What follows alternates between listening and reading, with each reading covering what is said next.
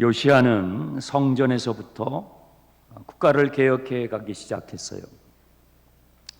성전을 수리하다가 누군가가 숨겨두었던 율법책을 발견하게 되었는데, 그 율법책을 서기관이 읽어줄 때에 요시야는 그동안의 개혁을 한다고는 했지만 놓치고 있었던 그것들이 사방에 널려 있는 것을 하나님의 말씀을 들을 때에 또 발견하게 됐어요.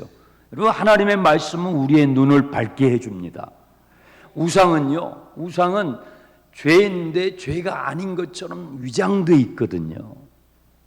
근데 하나님의 말씀을 들을 때, 이것이 우상이었구나, 여기도 우상이 있었구나, 여기도 우상이 있었구나 하는 것을 요시야가 알게 되면서 하나님의 율법을 기초로 해서 국가의 대대적인 개혁을 박차를 가하게 되는 거죠. 남유다뿐만 아니라 옛 북이스라엘의 영토까지 찾아가서 우상들을 찾아서 불태우고 그것을 빻아서 재로 만들어서 뿌리기까지 철저한 개혁을 단행을 합니다. 그리고 예루살렘으로 다시 돌아와서 21절 유월절을 지킵니다. 다음 주간이면 우리나라의 광복절이 있죠. 8월 15일. 이스라엘 백성들에게 있어서 유월절은 광복의 날입니다. 애굽에서 종살이했던 이스라엘 백성들이 첫 번째 유월절을 어디서 지키냐면 애굽에서 나오기 직전에 해요. 그리고 그 유월절을 지키고 나오게 되죠. 그래서 유대력의 성서력의 1월 1일을 지금도 유월절로 삼고 있는 것이죠. 그러니까 요시야가 개혁을 하면서 유월절을 하나님의 율법에 철저하게 지켰던 것은 그는 할 수만 있다면 이 이스라엘이라는 나라를 원점으로 되돌려 보고 싶었던 거예요. 요즘 표현으로 하면 국가를 리셋하고 싶었던 거예요. 이 유월절은 바로 그런 의미가 있죠. 22절을 보시면 사사가, 그러니까 여호수아가 죽고 나서 사사 시대가 되는데, 사사가 이스라엘을 다스리던 시대부터 이스라엘 여러 왕의 시대와 유다 여러 왕의 시대에 여기서 이렇게는 여호와의 율법에 따라, 그 말이에요. 여호와의 율법에 따라 이렇게 유월절을 지킨 예가 없었다. 지금 우리나라가 정치권에서 많이 소란스러워요. 시끄러워요. 검찰 개혁이다, 또 경찰 개혁이다, 뭐 개혁하는데 나라가 시끄러워요. 사법부에서 오랫동안 유지되고 있는 관행이 있는데 그것이 무엇이죠? 정관예우라는 것이 있어요. 그래서 사법부의 요직에 계시다가 리타이어를 하시게 되면 이 정관예우에 적용이 돼서 우리 사회에는 관행이라는 이런 것들이 많이 있습니다. 여호수아 이후에 이스라엘의 지도자들은 어떤 관행을 행했냐면 상황에 따라서, 환경에 따라서 편의대로 유월절을 지켰어요. 지킬 때도 있고 안 지킬 때도 있었어요. 그런데 요시야는 철저히 하나님의 율법에 따라서 유월절을 지킨 왕이었다라고 성경에 그를 평가하고 있는 것입니다. 관행이라는 것은요, 법은 아닙니다. 그런데 법과 같은 그런 효과를 볼 때가 많이 있어요. 이 관행이 장점이 있고 단점이 있는데 아주 이해관계가 복잡한 사안들이 있어요. 그렇죠? 그럴 때는 서로의 상처를 좀 완화하기 위해서 관행을 따라가는 그런 경우들이 있습니다. 하지만 이 관행의 약점을 우리는 또한 알고 있죠. 근데 우리는 관행의 장점을 부각하기보다는 관행의 약점을 더 많이 사용할 때가 있어요. 관행을 남발하게 되면은 교회에서 교회 지도자들이 성도들이 세상을 살아갈 때에 관행의 약점, 부정적인 측면에서 그것을 남발하게 되면 어떤 부작용이 일어나게 될까요? 하나님께서 우리에게 베푸신 값비싼 구원의 은혜를 값싼 싸구려로 만들게 돼요.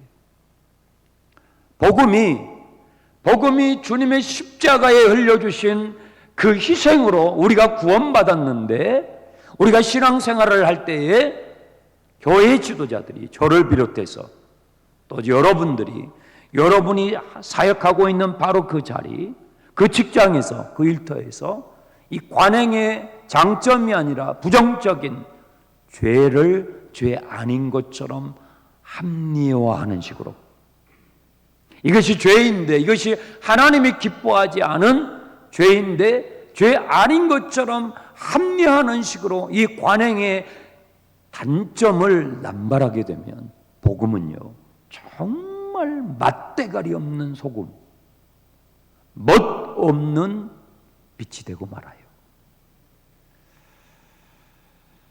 참으로 위험한 것이죠. 이 관행을 개혁한다는 것은 대단한 반발을 초래합니다. 그래서 경찰 개혁, 검찰 개혁, 이런 것들이 내부적으로 들어가면 이런 오랫동안 있었던 이 관행, 반발, 밥그릇 싸움 아니겠습니까? 그런데 요시야는 이러한 반발에도 불구하고 전례가 없는 국가개혁을 했다라는 거예요. 이런 면에서 요시야는 담대한 개혁, 과감한 개혁을 실천했던 왕입니다. 24절 25절을 보시면 요시야가 또 유다 땅과 예루살렘에 보이는 신접한 자, 점쟁이, 드라빔, 우상 모든 가증한 것을 다 제거하였으니 이는 대제사장 hil기야가 여호와의 성전에서 발견한 책 기록된 율법의 말씀을 이루려 함이었더라. 요시야가 마음을 다하여 뜻을 다하여 힘을 다하여 모세의 모든 율법을 따라 여호와께로 돌이킨 왕은 요시야 전에도 없었고 후에도 그와 같은 자가 없었다. 대단한 개혁을 한 거예요. 그러니까 다윗 왕 이후에 요시야 같은 개혁가가 없었어요. 그런 평가를 성경이 하고 있습니다. 26살에 개혁을 단행해서 39살 그의 생을 마칠 때까지 중단 없는 개혁을 했다라고 성경은 평가하고 있어요. 그런데 26절 보세요. 성경은요, 그 인물을 볼 때, 우리가 묵상을 할 때 끝까지 읽어야 돼요. 25절까지는 그야말로 기가 막힌 개혁가예요. 와, 이런 인물이 있을 수 있을까 할 정도로 요시야는 탁월한 리더십을 발휘하지만 26절 이하에 보게 되면 이 요시야의 개혁에도 그림자가 들이온다는 거예요. 사람들이 하는 모든 노력과 그리고 시도와 개혁은 불완전한 것입니다. 그래서 우리가 탁월하게 보이는, 정말 뛰어나게 보이는, 위대하게 보이는 지도자들, 사상가들, 리더들 있지만 여러분, 사람을 쫓아가지 마세요. 그러면 실패해요. 와, 저 목사님, 와, 저 정치인, 와, 저 설교자, 와, 저 사상가. 그 사람의 인생에 그림자가 있어요. 여러분, 다윗의 인생에 그림자가 있는 거 아시죠? 솔로몬의 인생에 그림자가 짙죠. 히스기야의 인생에 그림자가 있어요. 여러분에게도 있어요. 저에게도 있어요. 인간이라는 거예요. 인간은 그가 아무리 대단한 개혁가라 할지라도 성경은 이 요시야를 다윗 왕 이후에 이와 같이 하나님 앞에 중단하지 않는 개혁, 이 개혁을 이뤘던 사람이 요시야에는 없었다라고 이렇게 칭찬하지만, 그러나 그의 인생에 그림자가 있음을 우리에게 보여주고 있습니다. 26절입니다. 그러나 여호와께서 유다를 향하여 내리신 그 크게 타오르는 진노를 돌이키지 아니하셨으니 이는 므낫세가 여호와를 경노하게 한 그 모든 경노 때문이라. 여호와께서 이르시되 내가 이스라엘을 물리친 것 같이 유다도 내 앞에서 물리치며 내가 택한 이 성 예루살렘과 내 이름을 거기에 두란 이 성전을 버리리라. 하나님은 이러한 개혁에도 불구하고 하나님의 진노를 돌이키지 않았다. 요시야의 이 대단한 개혁이 하나님의 진노를 돌이킬 수는 없었다라는 것이죠. 이 성을, 이 성전을 내가 버리라. 여러분, 유대인들에게 이것이 얼마나 충격적인지 아세요? 유대인들은 이 선민 사상이 지금도 뿌리가 깊어요. 그런데 하나님께서 하나님의 이름을 둔 이 성전을 버리리라. 이건 이 유대인들에게는 존재가 흔들리는 말씀이에요. 어떻게 하나님께서 성전을 버릴 수 있단 말인가? 어떻게 예루살렘을 버릴 수 있단 말인가? 어떻게 이스라엘이 멸망당할 수 있단 말인가? 이것은 유대인들에게 수용하기 어려운 하나님의 말씀이죠. 이미 여선지자 훌다를 통해서, 그 전에 이사야를 통해서 하나님께서는 이 예언을 하셨지만 요시야는 일말의 기대가 있었어요.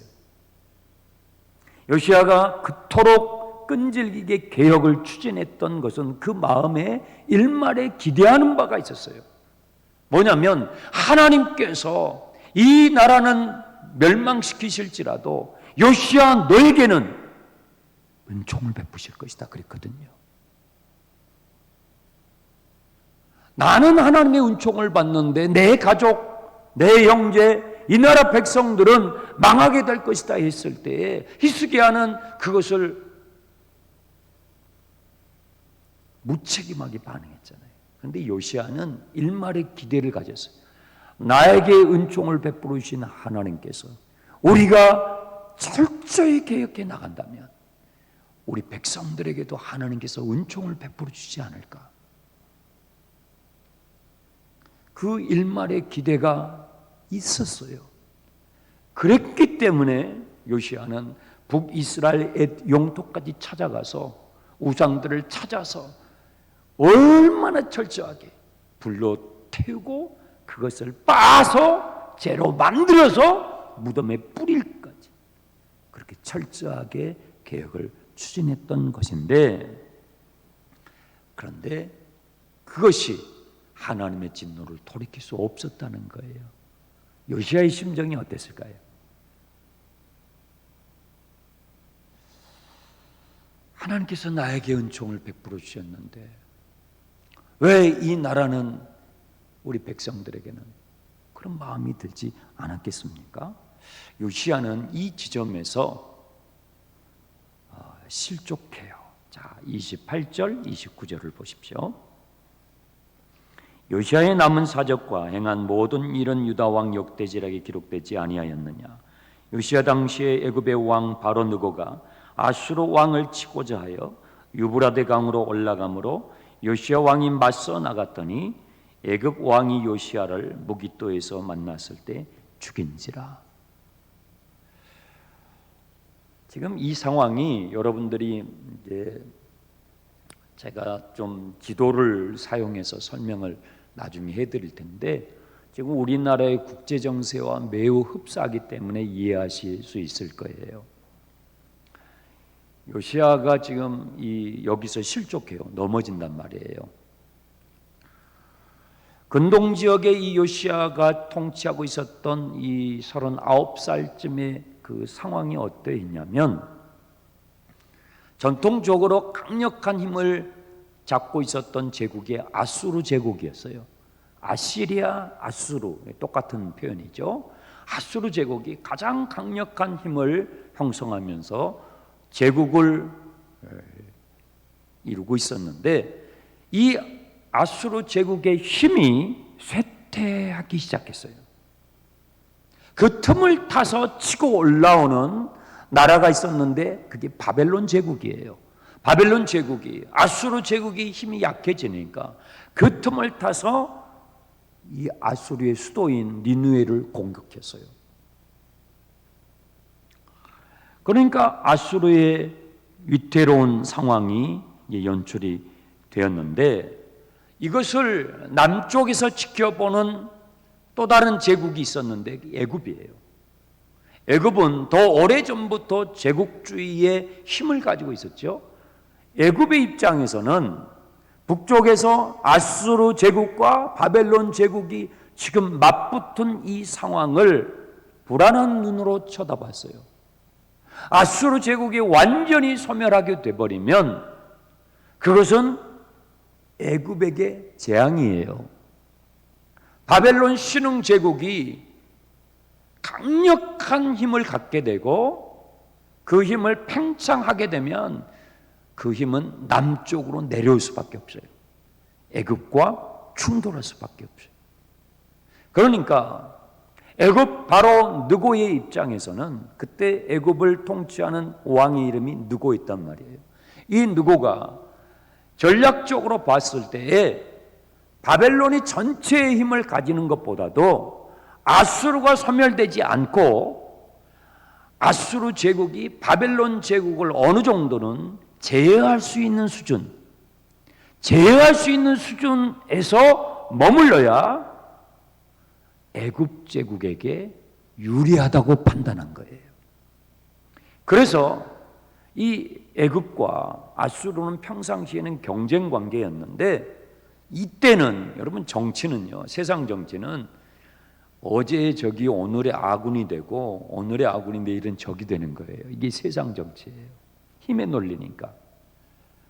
평소에는 경쟁 관계였는데 바벨론에 의해서 아수르가 위태롭게 되니까 애굽의 왕 느고가 군대를 일으켜서 쇠퇴해가는 아수르를 돕기 위해서 진군을 시작한 거예요. 지금 우리나라의 주변에 일어나고 있는 국제 정세가 상당히 흡사해요. 러시아가 우크라이나를 쳤죠. 러시아가 우크라이나를 친 것은 미국과 중국의 두 제국 사이에, 이 제국주의잖아요. 이 거대한 힘이 충돌할 때에 러시아가 점점점 존재감이 약화되잖아요. 세계의 권력 지형이 미국과 중국 중심으로 이루어져 가니까 러시아는 과거에는요, 소련이 강력했잖아요. 지금 아수르와 바벨론과 애굽의 이 형세가 오늘날 지금 우리나라가 처해 있는 형세와 매우 흡사해요. 자, 미국의 입장에서는 미국은 강력한 슈퍼파워를 가지고 있다가 지금 약간 쇠퇴기예요. 그 틈을 타고 중국이 치고 올라오는 거예요. 여러분, 5년 전, 10년 전에 중국이 감히 미국을 맞서지 못했습니다. 어림도 없습니다. 그런데 지금 미국의 힘이 쇠퇴해져가는 그 틈을 타서 중국이 치고 올라오는, 아수르가 약해지는 틈을 타서 바벨론이 치고 올라오는 형세죠. 미국의 입장에서는 대만과 일본과 그리고 우리나라가 어느 선에서 내려오고 있는 거대한 힘, 중국과 러시아의 힘을 버텨줘야 돼. 막아줘야 된다, 이 말이에요. 그래야 태평양 지역에 미국의 힘을 계속 유지할 수 있기 때문에. 여러분, 성경이 이 과거의 이야기가 아니라는 걸 여러분 아십니까? 이것은 지금도 똑같이 유지되고 있어요. 그런데 문제는 뭐였냐면, 문제는 애굽의 군대가 쇠퇴해가는 아수르를 돕기 위해서 올라가는데 반드시 거쳐 지나가는 길이 있는데, 그것이 요시야가 다스리고 있는 남유다 땅이었어요. 요시야의 입장에서는 어때요? 여러분이 생각해 보세요. 여러분이 지금 요시야의 입장이면 어떻게 될 것 같아요? 요시야의 입장에서는 나설 수도 없고 안 나설 수도 없어요. 이게 지금 우리 한국의 입장이에요. 대통령 하기가 정말 어려운 때예요. 누가 대통령이 돼도, 여러분이 지지하는 사람이 대통령이 돼도 안 돼도 정말 지금 이 국제 정세는요, 안 나설 수도 없고 나설 수도 없어요. 요시야 입장에서는 밑에서 애굽의 제국이 군대를 끌고 올라가고 있어요. 위에서 북쪽에서는 아수르 제국과 바벨론이 지금 치고받고 싸우는데, 거기서 마지막 힘을 가진 사람은 내려오게 돼 있어요. 거기에 끼어 있는 게 요시야예요.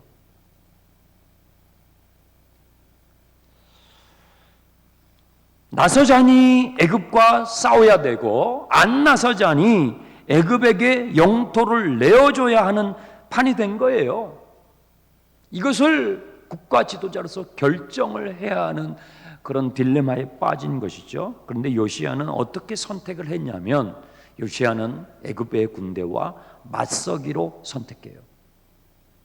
무깃도에서 애굽의 군대를 가로막습니다. 그리고 거기서 싸웁니다. 그리고 그 무깃도에서 전사합니다. 여러분, 그 30절에 무깃도가 나오잖아요. 29절 30절에 그 무깃도가 헬라어로, 거기 펜이 있으면 써놓으시면 좋겠습니다. 헬라어로 아마겟돈이에요. 이 무깃도가 헬라어로 아마겟돈이에요. 아마겟돈이 요한계시록에 나와요. 요한계시록 어디에 나옵니까?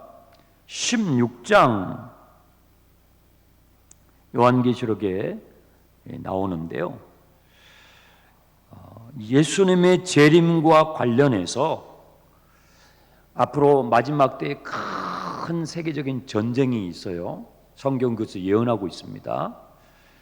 거기가 이 아마겟돈입니다.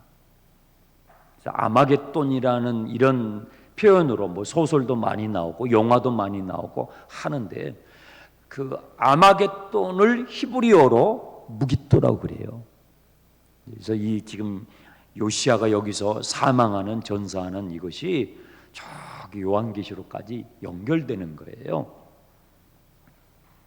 요시야는 왜 이 전쟁을 하게 됐냐면, 요시야 입장에서는 아수르가 망하기를 원했어요. 아수르 제국 때문에 북이스라엘이 멸망했잖아요. 북이스라엘은 남유다와 형제잖아요. 그리고 남유다가 멸망 직전까지 가도록 남유다를 괴롭혔던 제국이 아수르 제국이에요. 이 아수르 제국주의 때문에 유대인들이 너무너무 고통을 당했어요.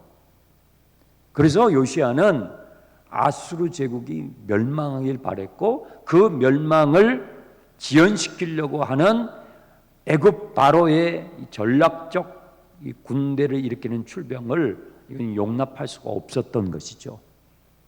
그래서 요시야는 무깃도에서 바로의 군대와 싸우게 되는데요, 거기서 전사를 내버려요.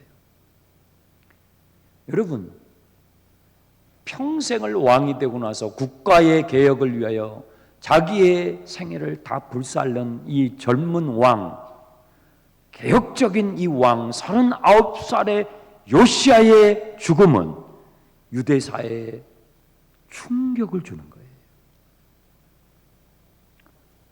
왜요?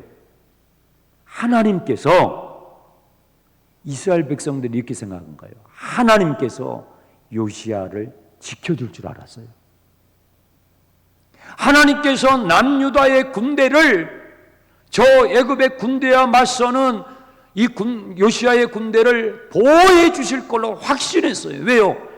그 요시야는 일평생 하나님의 율법에 근거하여, 하나님의 말씀에 근거하여 국가를 개혁하고 우상을 철폐하고 철저히 나라를 돌이키려고 했던 지도자였기 때문에. 여러분 같으면 안 그러겠어요? 당연히 그런 걸 기대했죠. 이스라엘 백성들은 하나님께서 확실하게 보호해 주실 줄로 그렇게 생각해요. 비록 군사력은 열세하지만 하나님께서 우리 군대를, 우리 왕을 지키셔서 이 나라를 보호해 주실 걸로 확신했는데 요시야 왕이 전사해버린 거예요. 남유다의 군대가 패배해버린 거예요.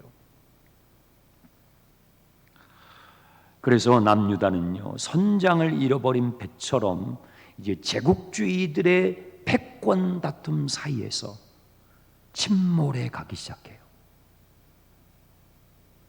여러분, 나라를 위해서 기도하셔야 돼요. 우리 교회도 군인 가족들이 계시고 하지만 여러분, 우리나라가 지금 꼭 요시야 같은 상황이에요. 외교가 굉장히 중요해요. 내치도 해야 되지만 외교적인 센스가 있어야 되고, 국가의 이 전망과 연결되어 있는, 정말 지금은 어느 편에도 서기가 어려운 그런 상황에서 국가를 경영해야 돼요. 그래서 여러분들이 여야를 이건 떠나서 이 외교적인 부분에서는 정말 우리가 기도하고 힘을 모아야 되는 그런 시점입니다. 자, 우리는 여기서 놓치지 말아야 할 부분이 있어요. 히스기야는요, 하나님의 예언을 무책임하게 반응하여 그의 인생의 그림자를 드리고 말았다면, 요시야는 하나님의 예언에 과도하게 반응해서 그의 인생의 그림자를 드리우게 됩니다. 자, 요시야는요, 마땅히 하나님께 물었어야 돼요. 그렇죠? 요시야는 여선지자 훌다에게 가서 내가 군대를 일으켜 저 애굽의 바로의 군대와 맞서야 합니까? 말아야 됩니까? 물었어야 한단 말이에요. 이것은 국가의 승패가, 존망이 달려있는 싸움이잖아요. 여선지 훌다가 사정이 있었다면 예레미야 선지자에게 물었어야 돼요. 당연히 그 어떤 사안보다도 요시야는 마땅히 물었어야 되는데 묻지 않았어요. 왜 묻지 않았을까요? 여러분, 마땅히 물어야 하는데 묻고 싶지 않을 때가 언제입니까? 하나님께 마땅히 물어야 되는데 하나님께 묻고 싶지 않을 때가 언제냐 이 말이에요.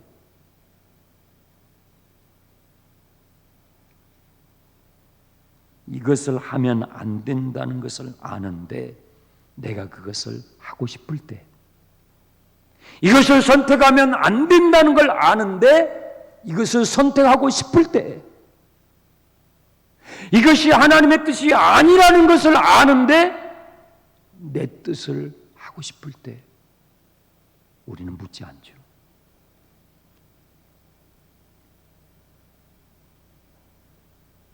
여러분, 주일날 예배 땡땡이 치고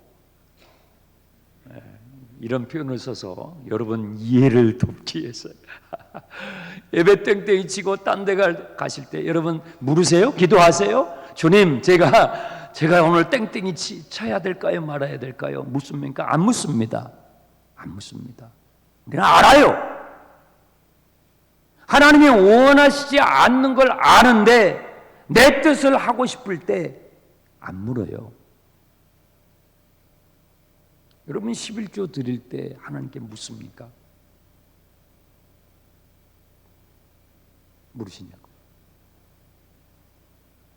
내가 하나님 앞에 드리는 그 11조가 온전한 11조가 아닐 때 여러분 하나님께 묻습니까? 묻지 않습니다. 이것이 하나님이 기뻐하시는 것이 아니라는 걸 알기 때문에, 그러나 내 고집대로 내 의지대로 하고 싶을 때 우리는 묻지 않아요. 요시야는요, 마땅히 물어야 하는데 묻지 않았어요. 그렇게 훌륭한 왕도 실족하고 넘어지는 것이죠. 우리는 이 요시야의 이 기록을 보면서 우리 자신을 보게 되는 거예요. 왜 그리스도인을 살아가는 우리의 삶에 그림자를 만드는가? 왜 나는 내 신앙의 그늘을 만들고 마는가? 그림자를 만들고 마는가? 요시야의 계획은 인간의 개혁이 얼마나 한계가 있는 것을 보여주는 거예요. 여러분, 망가져가는 이 세상, 망가져가는 가정, 망가져가는 이 나라, 망가져가는 지구촌, 여러분 지구가 망가져가고 있잖아요. 예전에는요, 종말하면 예수 믿는 사람들은 고개 끄덕끄덕했지만 안 믿는 분들은 뭐 정말 무슨 뭐 좋으면 놀고 그리고 세상 떠나면 되지. 근데 지금은요, 종말의 현상들이, 증상들이 그냥 매일 시시각각으로 지구가 망해가잖아요. 이 망가져가는 이 세상을 원점으로 되돌리는, 이 망가져가는 이 세상을 리셋할 수 있는 것은요, 인간의 개혁으로 된다 안 된다? 안 된다는 걸 보여주는 거예요. 안 된다는 걸 지금 성경이 보여주는 거예요. 이 요시야 같은 이렇게 훌륭한 지도자, 이렇게 훌륭한 대통령이 나와도, 우리가 뽑아도 망가져가는 이 세상을 되돌릴 수 없다라는 것을, 인간의 노력의 한계, 인간의 공로의 한계, 인간의 개혁의 한계, 인간의 실력의 한계, 인간의 지혜의 한계, 그 한계를 요시야를 통해서 우리에게 보여주시는 거예요. 또 한 가지, 요시야의 그러면 개혁적인 삶은 무가치한 것인가? 아니죠. 인간 개혁의 한계를 보여준다는 점에서 가치가 있고, 또 한 가지는 그렇기 때문에 우리에게 예수가 필요한 것을 가르쳐 주는 거예요. 망가져가는 인생, 망가져가는 가정, 망가져가는 교회, 망가져가는 이 세상을 되돌릴 수 있는, 원점으로 되돌릴 수 있는 것은 정치가들이 할 수 없어요. 경제인들이 돈으로 할 수 없어요. 예술가들이 그들의 예술적인 재능으로 할 수 없어요. 종교인들이 할 수 없어요. 우리 인생을 리셋할 수 있는 분은 예수밖에 없다라는 거예요. 하나님의 독생자, 인생의 우리의 죄와 우리의 불의함과 우리의 모든 허물을 십자가에서 담당하시고 부활하신 길이요 진리요 생명이 되시는 그 예수만이, 그래서 요시야의 개혁적인 그의 삶의 가치는요, 인간의 한계와 또한 그는 그렇기 때문에 우리에게 예수 그리스도에게 시선을 돌리게 해준다는 점에서 그 인생은 가치 있었던 것입니다. 자, 30절 보세요. 신복들이 그의 시체를 병거에 싣고 무기토에서 예루살렘으로 돌아와 그의 무덤에 장사하니 백성들이 요시야의 아들 요아스를 데려다가 그에게 기름을 붓고 그의 아버지를 대신하여 왕으로 삼았더라. 하나님께서는 요시야에게 하신 약속을 지키시는데요, 하나님은 약속하신 대로 요시야에게 은총을 베푸셔서 남유다에 멸망하는 것을 보지 않게 하셔요. 그리고 평안히 왕실의 묘에 안장되게 하셔요. 그리고 남유다 역사상 가장 개혁적이고 가장 존경받는 왕으로 남을 수 있게 해주세요.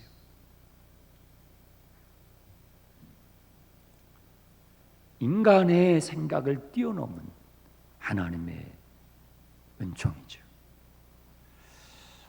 참으로 어려운 국가적으로, 국제적으로, 전 지구적으로 어려운 상황 가운데 저희들이 놓여 있지만 오늘 주신 말씀 여러분 잘 기억하시고 마음에 담으셔서 승리하시기를 축원합니다. 기도하겠습니다.